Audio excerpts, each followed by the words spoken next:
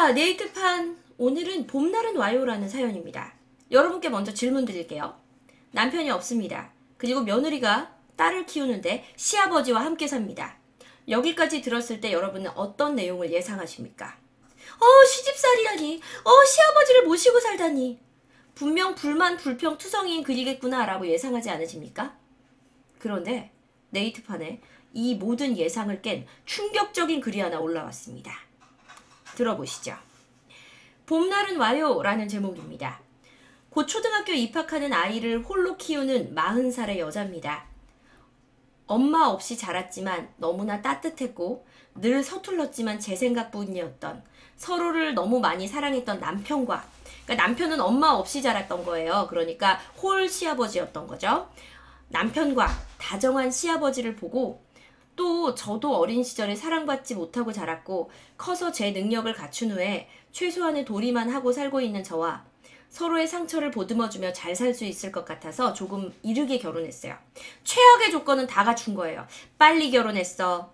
그 다음에 홀 시아버지야. 심지어 그 시아버지 모시고 살아. 그리고 친정집도 변변찮아. 되게 그 최악의 조건이라고 네이트판에서 일컫는 조건들을 다 가지고 결혼했어요. 그런데 심지어는 애도 빨리 낳습니다. 애도 잘 안 생겼다가 빨리 낳았어요. 왜냐면 결혼 자체를 일찍 했거든. 둘 다 아이를 좋아했고 결혼 1년 뒤인 26부터 아이를 가지려고 노력했는데 뜻대로 되지 않더라고요. 병원도 다녀봤지만 서로 문제도 없었고요. 기다리면 예쁜 천사가 찾아오겠지라고 생각했지만 좀처럼 쉽지 않았어요. 남편과 둘만의 삶도 너무 행복했기에 조급해하지 않았고 어린 천사를 기다리며 예쁜 미래를 그리고 있었어요. 2번의 유산 끝에 아가를 가질 수 있었고 출산 후 약 2달간 육아 때문에 지치고 힘들었지만 남편이 새벽같이 일 나갔다가 5시면 들어와서 힘들 텐데 한 번 눕지를 않고 애기 씻겨주고 집안일 도와주고 저 마사지도 해주고, 심지어 시아버지는 저 힘들까봐 맨날 소고기 보내주고 제가 좋아하는 감, 홍시, 말랭이 등 종류별로 비싼 건 다 저희 사다 주시고, 정작 아버님은 라면에 하루 한 끼 드시고 부담되지 않으니까 언제든 도움 필요하면 말하라고 격려해 주셨어요. 어렵지만 굉장히 행복하게 잘 살았던 부부인 거예요. 그런데 그렇게 너무나 행복했는데 어느 날 갑자기 소화불량에 시달리던 남편이 처음으로 몸이 안 좋다면서 소화가 안 된다고 퇴근 후에 쉬어도 되겠냐고 묻더라고요. 안쓰럽고 미안해서 당연히 그러라고 하고 소화제도 챙겨줬습니다. 하지만 증상이 호전되지 않았고 대학병원에서 검사를 받은 후 남편은 췌장암 선고를 받았어요. 이렇게 꼭 착한 사람들은 왜 이렇게 일찍 데려가나 몰라. 하늘이 무너지는 기분이었죠. 왜 하필 내 남편이, 왜? 이런 생각만 하루 종일 했던 것 같아요. 할 수 있다, 이겨내자 하면서 방사선 치료를 받았지만 전혀 호전되지 않았고 항암에만 의존하면서 연명했지만 아이 2돌 준비하던 때 떠났습니다. 2돌 되던 해 되면서부터 이별을 준비해야겠다는 생각을 했어요. 오늘만 아니길, 이번 주만 아니길 매일 기도하면서 살았습니다. 하지만 임종이 가까워질 때쯤 너무나도 괴로워하는 남편을 보면서 이제 가도 돼 라는 생각을 하곤 했는데 정말 가버리니까 너무나도 허탈하고 힘들었어요. 그렇게 시아버지와 장례를 치르고 돌아와서는 별의별 생각을 했습니다. 나 이제 어떻게 살지? 더 이상 내 삶이 행복해질 수 있을까? 하고요. 아이 보면서 매일 마음 다잡고 열심히 하루를 보내고 나서도 아이 재울 때 아빠는 언제 만날 수 있어? 아빠는 어디 갔어? 아빠 보고 싶다 하는 아이 말에 밤새워 몰래 울고 또 다음 날은 아무렇지 않게 살아가고 그렇게 악착같이 버텼어요. 5년이 지난 지금, 그럼 이제 아이가 7살이네요. 저는 행복해요. 남편이 있다면 더 많이 행복하겠지만 이 정도로도 만족해요. 저희 딸 아주 잘 크고 있고 여전히 시아버지는 저랑 저희 딸만 보세요. 제가 스트레스 받는 부분들 친정엄마보다 더 잘 캐치해 주시고 챙겨주시고 남편 기일 때마다 편지를 써서 위로해 주세요. 그러니까 여러분 힘내세요. 죽을 것 같던 저도 이렇게 잘 살아요. 행복은 자기가 하기에 달린 게 아니에요. 그저 생각하기에 달린 거예요. 모두 꽃길은 있어요. 찾아오는 시기가 다를 뿐입니다. 행복해주세요. 남편, 우리 딸 남기고 가줘서 고마워. 우리는 아주 잘 지내. 아버지도 너무 잘 계셔. 오빠 있을 때보다 더 건강하셔. 오빠도 잘 지내지? 내가 우리 아가 아빠 없어도 강하고 단단하고 착하게 키워놓고 오빠 만나러 갈게. 거기선 아프지 말고, 아파서 잠 못 자고 앓는 소리 내지도 말고, 내가 들을까봐 어떡해, 나 눈물 날 것 같아. 내가 들을까봐 손가락 깨무느라 피내지도 말고, 살아생전 못했던 거 누리면서 누구보다 행복하게 있어야 돼. 사랑해. 라는 글입니다.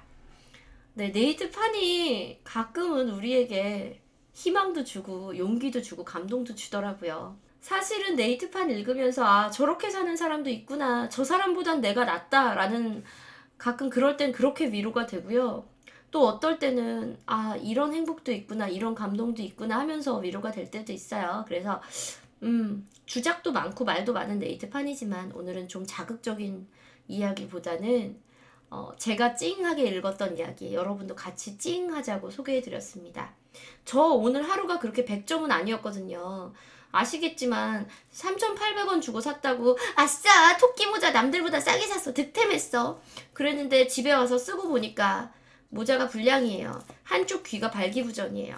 네, 그래서 슬펐다 기뻤다 슬펐다 기뻤다 제 하루만 봐도 그렇더라고요. 사실 우리 인생도 그런 거 아닐까 싶어요.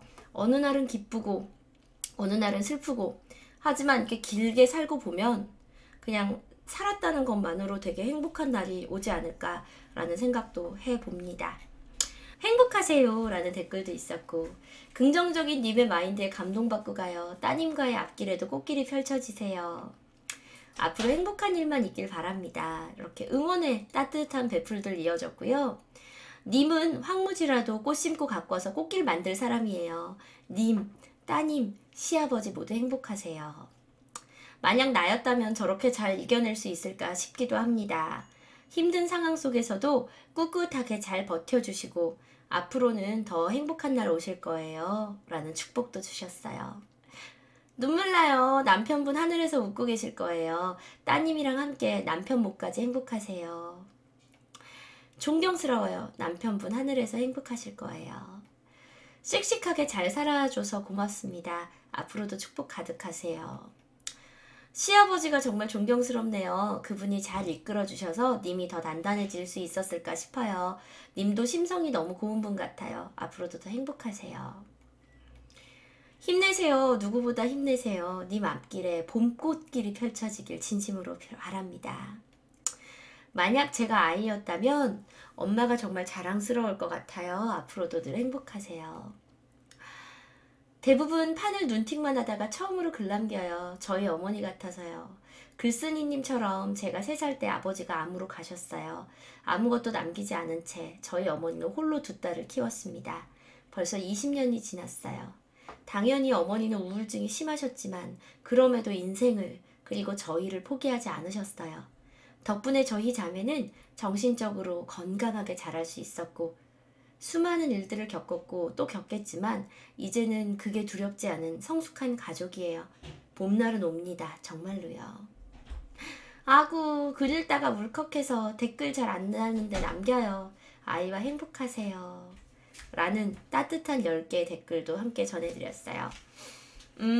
여러분 사실은 채팅창에 제 매니저님도 아내분하고 사별을 하셨거든요. 제가 실제로 얼굴은 뵌 적이 없지만 가끔 사별을 하는 커플 사연을 읽으면 그 꿋꿋하게 이겨내고 가시는 저희 방송 매니저님도 생각이 나거든요. 살다 보면 인생의 봄날은 옵니다. 지금 인생이 추운 겨울이신 분들 이 사연처럼 추운 겨울 꿋꿋하게 이겨내시고요. 그리고 항상 느끼는 거지만 가족이 버팀목이 되더라고요. 우리 가족에게 잘합시다. 자, 지금까지 네이트판 사연 읽어드리는 저는 이하나였습니다. 여러분 힘내세요. 구독, 좋아요가 필요합니다. 아, 이 불량 모자 이거 어떡하지 이거. 아이 정말